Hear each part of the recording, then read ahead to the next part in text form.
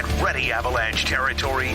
Denver Sports presents the Mile High Hockey Podcast with Mike Evans. Denver Sports is your home for the most Avalanche content. Now here's your host, Mike Evans. Hello again, everyone, and welcome into the Mile High Hockey Podcast. I'm Mike Evans. Let's jump right into it. Got a great guest here, somebody that as Avalanche fans, you're going to get a chance to know this guy a lot more and see his work and hear him and, in this case, see him. Corey Masisak is now the Avalanche beat reporter for the Denver Post, and he joins us now. Corey, welcome. Thanks for having me. Can you share with us sort of your hockey journey to get to the point that now has landed you here in Denver? Yeah. How much time do we have? No, I'm kidding. Yeah, I started out in Washington, D.C. I covered the Capitals, not right out of college, but pretty close to it. And then I was working for a newspaper. They fired the entire sports department. That was a whole thing. So then I ended up in New York City at NHL.com for a handful of years. And then eventually, after some other stuff, I went to the Athletic, and I covered the Devils and then the Sharks for the last 5 years. And then, this summer, I ended up in Denver. So yeah, I'm very excited. How many people there are that have covered 4 different teams as a beat writer in the NHL? There's not that many, but it's been an interesting journey. But I'm certainly very excited for this opportunity. It was amazing. So yeah. What has been your view of the Avalanche from afar, covering the NHL? Yeah, I mean, especially recently, they're. That was one of the teams that would come to San Jose and it would be like, oh man, how bad's it going to be tonight kind of thing. I mean, I went to the Sharks game here in San Jose last night because I'm here a couple days ahead of the team and, they played Vegas last night. So, but yeah, I was just talking to some of the other Sharks beat writers about how I almost try to compare them to the Capitals whenever I covered them. That was when Alex Ovechkin and Nicholas Backstrom and those guys they were just ascending to be one of the best teams in the league. But even trying to make that comparison, most of the time I spent covering the Capitals, it was do they play the right way? Are they going to learn how to win? All of those, none of that is the thing here. That's all established. They are, they're one of the gold standard franchises in the league. The Stars, they're the leaders of the team. They check. They do all the right things. It's a different experience already in just a few weeks than covering any of the teams that I've covered before. Well, we have news to talk about. Devon Toews, a 7-year contract extension worth about a little over $7 million per. This is a deal that had been rumored to be in the works. Were you surprised that it was able to come together this quickly? Is it something that you thought might linger into the season? Well, I mean, right on media day, Devon Toews said, I want to be here the rest of my career. I'm hopeful that we can get a deal done before the season starts. And I mean, if he was thinking about, man, how much money I could get this summer, because let's be clear, he could have gotten way more money than this over the summer. I was trying to think of the defensemen that have actually hit the open market recently. I think the most comparable player is probably Dougie Hamilton. And Dougie got $9 million. I think that was 3 summers ago now. I'd say they're pretty similar players, and the salary cap is going to be higher than that. So, I mean, yeah, just do the math. He probably would have gotten more than $9 million. So, I had asked Devon about it maybe 3 or 4 days ago. He said he was still hopeful, but he didn't want to talk about the negotiations. Asked Chris McFarland about it the other day. He said the same thing. So I think they were. If I don't think they would have said oh man, we're so far apart that it'll never get done. But I think given that they seemed like they were pretty close, they knew that this was possible. So this is a team-friendly deal. Yeah, I mean, it's Devon Toews just made $50 million. I mean, he's like you said, his family loves it in Colorado. I think one of the more telling things I thought was that Bo Byram said he lives here all year round. That's a pretty good indication that not, if a player lives in a city all year round, his family likes it there. He's not from Denver, but his family. So, but yeah, no, for sure. I mean, I think he probably gets 8 years or 7 years from a new team, and around $9 million, I would think, on the open market. So this is definitely, not only, they, if the Avs had signed him to a 7-year, $9 million contract today, nobody would be saying, "Oh man, that's too much." They'd be like, "Yeah, that's a good deal for both sides." So it's still a good deal for both sides. It's also just a very good deal for the Avs, and it might, every $1 million when you're up in that range and you've got all these star players that you're trying to keep for a long time matters. He is a star. I have no problem when we talk about the Avalanche core, including Devon Toews as part of it. I love his game. I love the way he plays. I absolutely see him as a core member, and you just called him a star. He really is. And when you think about when they first acquired him for a couple of second-round picks, you didn't really know what you were getting. But as we've had a chance to watch him play over the last couple of years, he clearly is one of the core members of this hockey team. For sure. He's finished, just the fact that he's gotten Norris Trophy votes from anybody over 3 consecutive years, that puts him in a group of 10 or 12, 13 defensemen. He's finished, I think it's 11th, 8th, and 14th the last 3 years. That there are only 8 or 9 guys in the league that have done that well in the Norris Trophy voting the last 3 years. He would be the number 1 defenseman on all but maybe 10 teams tops. He's obviously the Avalanche's number 2 guy. We could call him 1B or whatever if you wanted, but I think he's, I think that, those, McKinnon, Rantanen, Makar, Taves, that's the core 4, if you want to use an old New York Yankees term, right? Those, as long as they have those 4 guys, the floor for this team is very high. Why do he and Makar play so well, complement each other so well? Yeah. Well, part of it is they're both awesome at hockey like that. I think to a degree, you can put, I'd say 8 times out of 10, you can put 2 great defensemen together and they're gonna be great together. Now, San Jose had a situation with Erik Karlsson and Brent Burns where it was hey, these are 2 of the best defensemen in the league, and they didn't really fit together. But anyway, I think. They're both fantastic. They're both great both ways. It's not like Cale's the offensive guy and Devon is the defensive guy, but they do kind of. I think Devon's his kind of overall game is a little more subtle than Cale's, so it does kind of complement. He can sit back a little bit whenever Cale's doing all the holy cow highlight stuff. The one thing I've just noticed. I've only been watching him every day for 3 weeks now, but Devon Toews has to be one of the most frustrating defensemen to play against if you're a good offensive player, because his stick is insane. He's not going to put you through the boards, but he pokes the puck away from even in practice. Nathan McKinnon gets frustrated whenever Devon Toews just does a little poke check and just knocks the puck away from him. It's just that's got to be one of the most frustrating things for a high end forward to deal with, and Devon is very, very good at that. So Devon Toews in the fold for the next 7 years. Great move for the Avalanche. We saw them opening night beat the Kings. Just kind of some 2 or 3 observations, impressions, first impressions of this team that jumped out at you from night 1, game 1. Yeah. Look, the first line.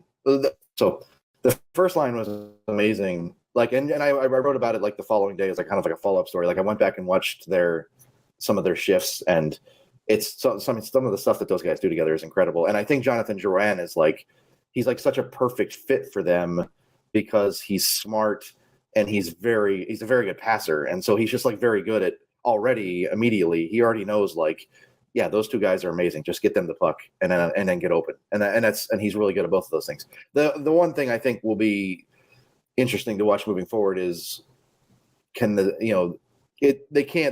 not keep McKinnon and Rantanen together. That's a long thing for 3 years now. You put the 2 of them together, they're amazing together, but also the team might be better off if you put Rantanen on the second line. That's a very first world problem for a great hockey team to have. So that was one thing. The Kings are a good team, and they had no answers for McKinnon and Rantanen and Drouin almost all night. So that was definitely one thing. I think that was just a good example of like I said, the Kings are a pretty good team. They're probably going to finish 5th or 6th overall in the West, and the Avs are just in a different weight class than them. The second line, safe to say that as it's constructed right now, it's going to be a work in progress. Yeah, I think the make sense together. Like, it's three good hockey players. They're all like kind of in the right, they're all kind of second line type guys.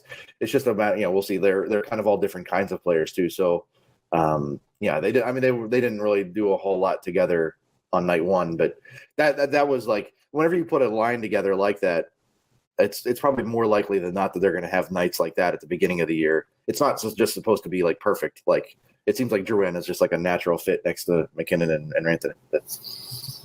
When you watch Ross Colton play, is he just one of those guys that the box score, the stat line, is just not going to always tell the story of the impact he makes on a game? Yeah, that's. I mean, I think that's fair. He's. I just think of him as like, I mean, teams like the Lightning, the Avalanche, they just you have to have guys like that in the bottom six or the depth guys, whatever. Like, and look, he's just saying that he's like a bottom six guy. Like Ross Colton could go play for a bad team and play on the power play and probably score 20, 22, 23 goals. But I think like he's just, he's like a, I cover the Sharks for the past couple of years. They have Nico Sturm now. Nico Sturm was like a very valuable depth guy for the Avs that one year. You need 3 or 4 Nico Sturms. You need 3 or 4 Ross Coltons on your team to complement, the guys who do all the fireworks. Last year, I'm sure you were following the Avalanche enough to know that ultimately what probably cost them, they just never were able to put the right pieces around their core four, to the point where Nathan McKinnon at the start of training camp said, I never really felt like, we had the right team to go out and win it all again. When you look at how they have built around their core this year, do you feel good about it? Should Avalanche fans feel good about the way that they've built around their core this year, maybe as opposed to last? Yeah, I mean, I think on paper, like, they added exactly what they needed. Like, Ross Colton and Miles Wood are not guys that you want to necessarily count on to score a bunch of goals, but they can score enough in the roles that they're going to be in. And like, they're both kind of just the right kind of, I don't want to say mean's not the right word. Ross Colton is kind of a pest. He's like, he's going to have people trying to punch him in the face, and Miles Wood just creates chaos everywhere he goes because he just plays like his hair's on fire all the time. And you kind of need some of that. Like, I think Jared Bednar and Nate and a couple other guys have mentioned, like, they add a little more grit, sandpaper, or whatever you want to call it. So that's pretty good. I mean, I think, Ryan Johansson is, he's the one out of all of them that they really probably need to have a good year like that. It seems like the number 2 center spot behind Nate has been, an on again, off again thing for the team over a few. I mean, obviously Nazem Kadri was great. Maybe last year didn't work out as much.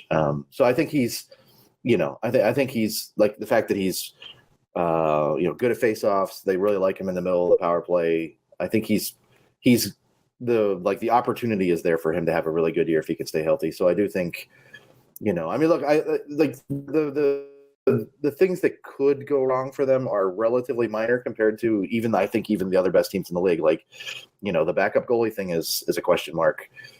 They have the best 1 through 6 defense core in the league, but once you get into 7, 8, and 9, it gets a little hairy. That's something that maybe they could address at the deadline, before the trade deadline. They already traded for Caleb Jones. Maybe he'll help.